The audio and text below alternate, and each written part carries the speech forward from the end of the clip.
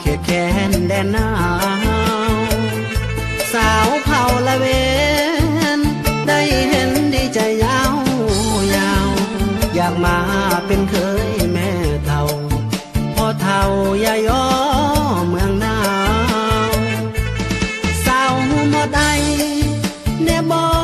ผู้สาวปากทรงไอเคยเก็บกาแฟห่วมน้องเนื้อทองของผู้สองเฮาผู้เทวดาเป็นสัญญาสิ่งกลางหาเฮาเศรษฐกิจพอเพียงลำเนากาแฟซาแดนหนาวที่เขาเลือสามาเด้อกินข้าวจะออกเสียงน้องวอนมาตอนแก้กาแฟใบซาสุขแค่หนายามเมื่อได้มาถิ่นฐานเมืองหนาวเป็นแดนวิละสนคนลือสาชื่อเสียงดังก้องทั่วลากาแฟใบซาพื้นแผ่นดินค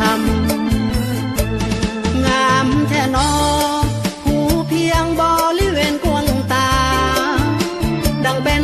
สวรรค์เมืองฟ้าสุขอุลายามแรงคอยคำนั่งดื่มกาแฟ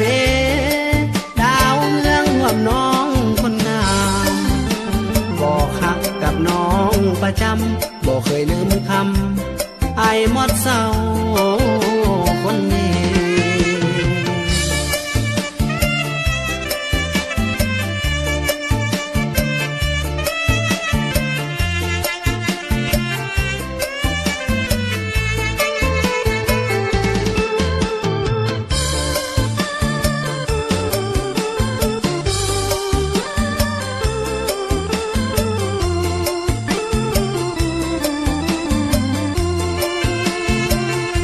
มาเด้อกินข้าวจะออกเสียงน้องวอนมาตอนแก้กาแฟใบ